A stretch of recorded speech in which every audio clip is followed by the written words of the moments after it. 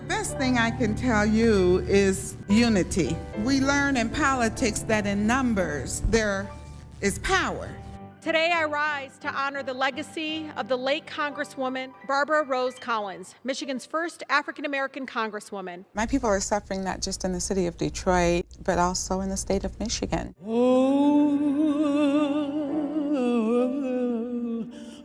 Say, can you see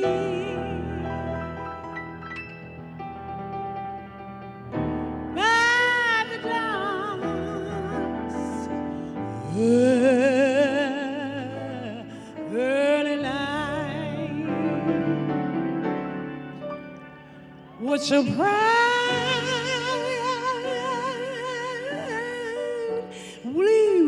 we hailed, and the twilight's last gleaming.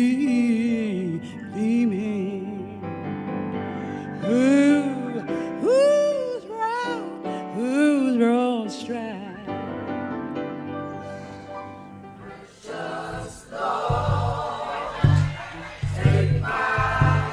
Following her was Carolyn Cheeks Kilpatrick, Brenda Lawrence also, and myself serving on Congress. So she truly was a trailblazer for women to follow. Congresswoman Rose Collins got her first start in public service as a member of the Detroit Public School Board. She served as the Michigan State Legislator and a Detroit Council member before being elected to the United States Congress in 1990. She was a fierce defender of human rights in Detroit, across the country and abroad.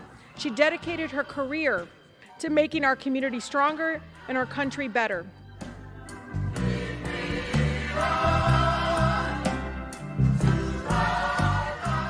Crumbled physical structures, extremely high unemployment rates, and appalling dropout rates are merely signals that we have taken a wrong turn in our nation's path to long-term prosperity and stability. Barbara Rose Collins, born Barbara Rose Richardson, graduated from Detroit's Cass Technical High School in 1957. She would go on to study politics and anthropology at Wayne State University at a time when the civil rights movement swept across America. Now the second thing that you can do to help us down in Alabama and Mississippi and all over the South is to work with determination to get rid of any segregation and discrimination in Detroit. I am black, beautiful, proud. I must be respected. I must be protected. While searching for a career path, Collins attended a speech that would bring clarity for her future. We must first develop an undying love for our people, our people, our people. Collins was so moved by Black activist Stokely Carmichael's speech, she made it her life's mission to help strengthen the Black community. After serving on the Detroit School Board, Collins held a seat in the State House for 6 years, where she fought for women's rights and the elevation of women in the legislative process. By 1989, Collins took the advice of the late Mayor Coleman A. Young, running for Detroit City Council. She won the election. Barbara Rose Collins meant that the residents and businesses as well of the city of Detroit had a fighter. This would go on to be the role that most Detroiters remember her by. Her passion, thoughtfulness, and big personality forged a connection with colleagues and citizens that was second to none. I recall when she was appointed to the City of Detroit Police and Fire Pension Board as a trustee, and an actuarial came into the meeting to discuss what the payouts would be for the employees of the City of Detroit. There became a disagreement among the male and female employees. It was based on the fact that they said women outlive men, so men should get a higher payout than women. And in a room full of mostly males, she stood firm and she said, unless there's someone that's going to guarantee me and the women of the city of Detroit that they will outlive the men by the number that has been stated, then you will calculate each one's payment the same as that of a man. To me, we are the most beautiful creatures in the whole world, black people, outside and inside.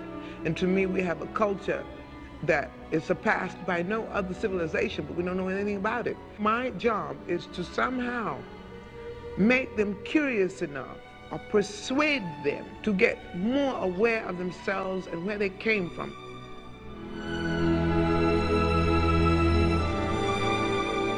I was watching the news and they were talking about L. Brooke Patterson, who was saying get rid of the fist in the city of Detroit, and it was like a racist situation that happened. And now we got a revolution, 'cause I see the face. Suddenly you heard singing Onward, Christian soldier. to what L. Brooke Patterson had said about the fist in the city of Detroit. Don't anybody say I'm talking about rioting, because we do not destroy what we have. No, we don't. We're talking about protecting. One of the things that I learned from Barbara Rose as a politician was to speak my mind. In an effort to attract more federal support for underserved black communities, Collins didn't just write letters. She ran for a seat in the United States House of Representatives. She would become the first black woman to be elected to Congress from Michigan, serving from 1991 to 1997. The Allied countries of Europe owe much of their current endemic strength to the Marshall Plan. Today, we must develop a plan of action of our own to promote our own domestic recovery. At the end of the first session of Congress, this body passed a $151 billion transportation bill. During her tenure, Collins was a member of the Congressional Black Caucus and served on several committees, some of which included advocating for children and families and the preservation of manufacturing jobs. As a member of the Public Works and Transportation Committee, I was very gratified that we could pass this costly bill. In fact, $65 million in much-needed funds was included in this bill for Detroit. Some of the changes that I witnessed that Barbara Rose brought to the city of Detroit involved when she was in Congress, and President Clinton was the president, and she approached him. He wanted a vote on a bill, and she says, okay, I'm going to let you know. The only way you're getting my vote is if you give me money to take back to the city of Detroit. At that point, they agreed to, I believe it was $300 million coming back into the city of Detroit, and she created what was known as the Empowerment Zone. And it went to some of the poorest areas of the city of Detroit. Since 1968, Father William Cunningham has so diligently and passionately sought to heal the wounds of unequal opportunity and economic degradation. Focus Hope stands as a living and evolving testament to his dedication and his vision. Mr. President, I applaud you for selecting Detroit for this timely summit. As long as she could see a benefit for the African American community, she was willing to work with anyone for the better gain of all. When a young man was seeking to establish a cable company in the city of Detroit, and it had to be decided who was going to get this license for this cable company, Barbara Rose was instrumental in delivering the cable concession to Don Barden. True to her commitment to black people, in 1994, Collins, along with 5 other House members, were arrested outside of the White House while protesting America's policies on Haitian refugees. It's important that we remember each other. African Americans must take care of African Americans. We are our own brothers and sisters, and we are ones that rose from slavery to where we are today.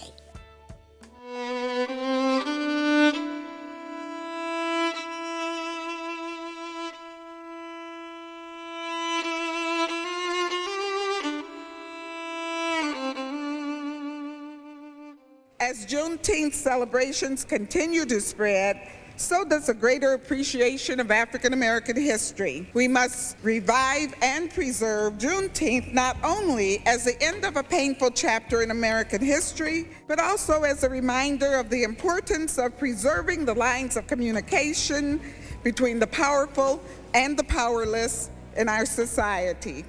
Juneteenth allows us to look back on the past with an increased awareness and a heightened respect for the strength of the millions of African Americans who endured unspeakable cruelties and bondage for over 400 years. Out of respect to our ancestors, upon whose blood, sweat, and tears this great nation was built, Juneteenth Independence Day acknowledges that African Americans in this country are not truly free until the last of us are free. I urge all of my colleagues to support this important and historic legislation.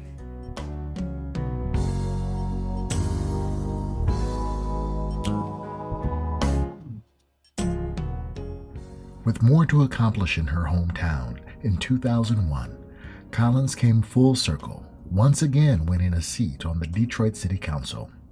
She retired in 2009 after serving for 2 terms.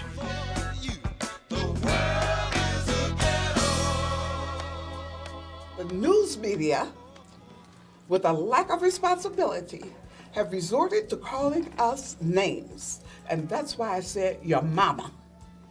Because your mama raised you, and your mama should have taught you to respect the people elected to serve you.